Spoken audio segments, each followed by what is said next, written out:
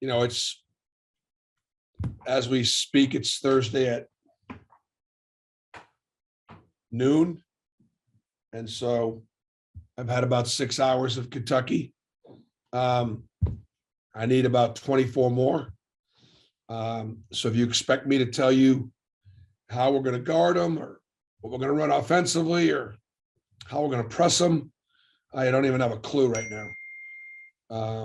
But I'll get there by Saturday. Yeah, good team, really good team. You look at their offensive numbers. They're different than most Kentucky teams I've coached against. This is the number one offense in our league, number one in assists. Number one in their transition offense is the best. They got three dynamic shooters that are shooting great percentages and shooting them well. Two great point guards and Ty Washington and Savion Wheeler. The big kid in the middle could be the player of the year in the country, best rebounder in the country, what we've seen in a long, long time. Athletic forwards that will, be excited about trying to guard Jabari Smith and taking a shut off his water. So it's a great offensive rebounding team, great rebounding team. The rebounding margins are off the charts. Playing at a faster pace than playing at a pace like the Kentucky teams I used to coach against when I was at Tennessee. Real fast. John Wall type, push the break, get up the floor, let those guys make plays. And when you have wings that can shoot it and a post that can rim run, he's the best rim runner in the country. So those are all the things that we're going to face. Our guys have done a great job this year, getting ready to play every night and finding a way. We got a lot of holes. We got a lot of weapons, a lot of character, a lot of depth, and our guys have been really locked in. So, questions?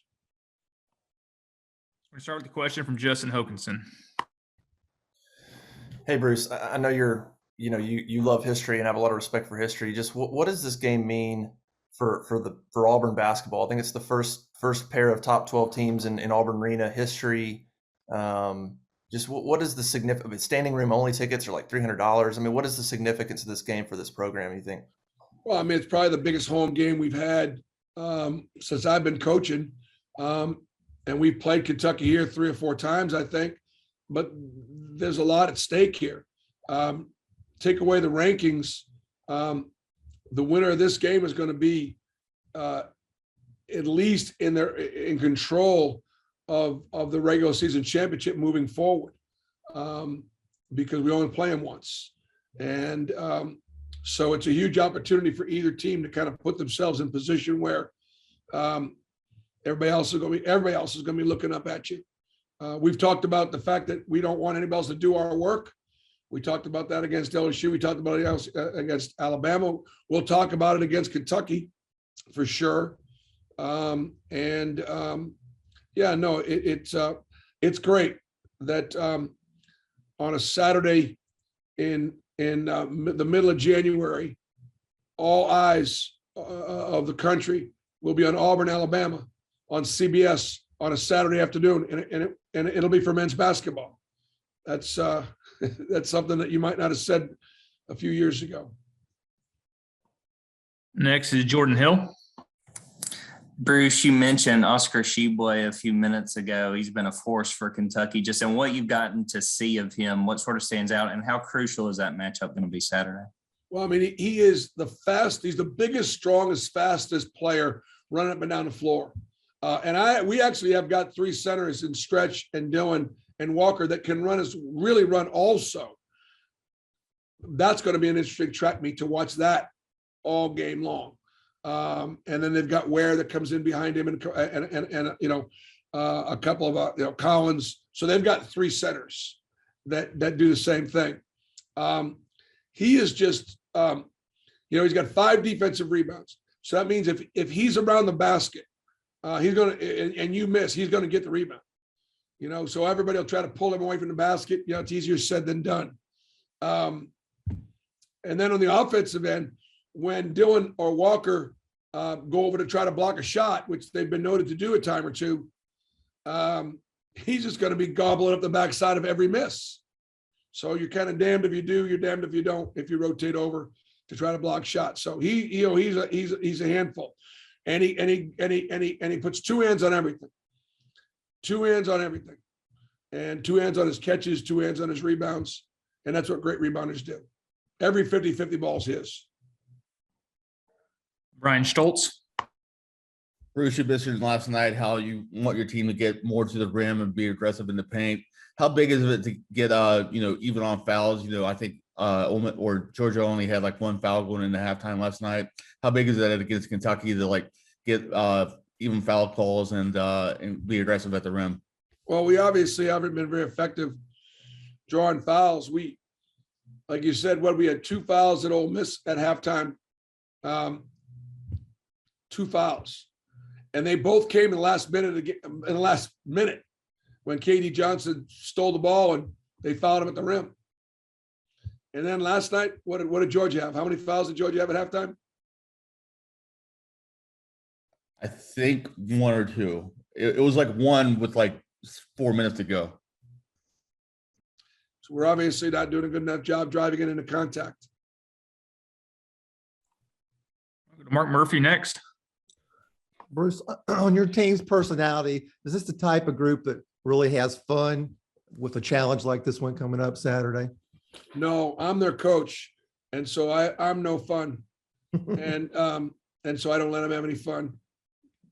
But I think they have fun because they love our fans and they love the crowd, and they love the passion, and they love the energy, and they feed off it, and they love each other. And so there's a lot of love there. They just got to overcome me.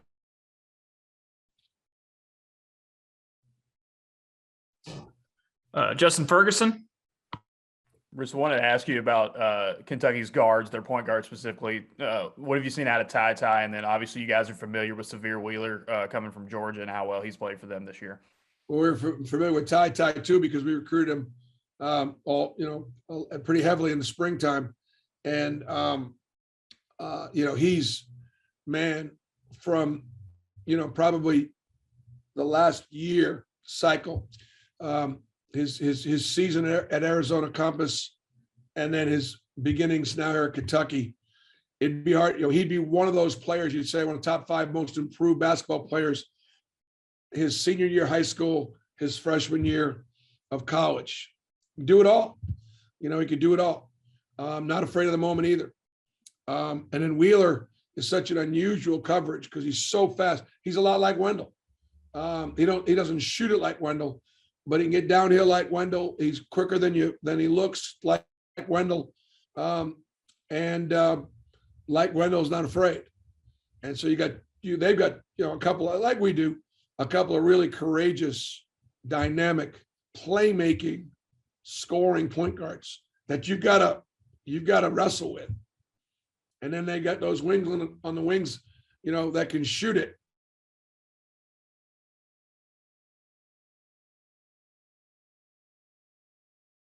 And Brooks, and they got monsters in the middle. They got all the pieces. We're going to go to Jerry Tipton next.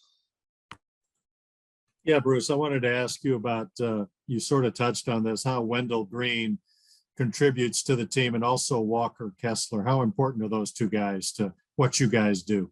How important is, your 1 and your 5, really, really, really crucial. Wendell is a dynamic player. And he's really good with the basketball in his hands, really good in ball screens, and, really good in space, and great threat to shoot the ball. And again, plays with courage. Been really good for us on the road because he doesn't get infected at all by the environment. Experienced, AAU player, great high school at La Lumiere, played against and with, great players. And while at Eastern Kentucky, he watched every Kentucky basketball game, so he understands what Kentucky basketball is all about. And then Walker, again, impacting the game at the rim as much as any player in college basketball. Offensively in the air, defensively in the air. He can make plays on both ends.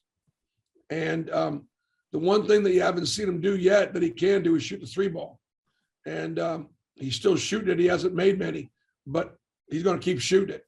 But it just tells you that Walker has shedded a label of being, a big 7'1", heavy luggage, slow player to being a candidate for the defensive player of the year in the country because the way he can switch off on guards and the way he can protect the rim. And if I can ask a follow, Bruce, I wonder, you said earlier, and I've noticed it over the years, you really like history, making history or doing things that are historical. Why? What attracts you to that? It's a great question. If you do, and we probably should get a pic. Marlene should probably get a picture of this. In our locker room, there is the AU logo. And around that AU logo, you would think it would be Auburn basketball or Auburn University. It's make history with the AU logo in the middle. We've got history with Auburn basketball, Sonny Smith and Charles Barkley, Cliff Ellis, and when he was coaching, and Chris Porter and the 99 team. And we don't have a ton of it. And so it's a lot easier to come to Auburn and make history than it is to go to Kentucky because they make history every year. We don't make history every year, but we have the last 4 or 5 years. And so, that's, you kind of want to be able to leave your mark. And for each player, they've got a 1 to 4 year.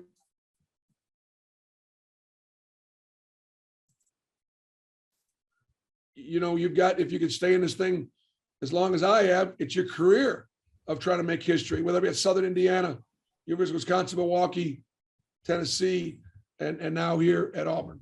It matters. It stands the test of time. History matters at Kentucky, doesn't it? Yes, sir. Thank you. We'll go to Callie Stanford next. Hey, of the town. So what's your message to the team trying to calm down all this excitement going into Saturday? I think I heard, could you repeat that again, hon? I apologize. Everybody on campus is talking about you. So what's your message to the team as they're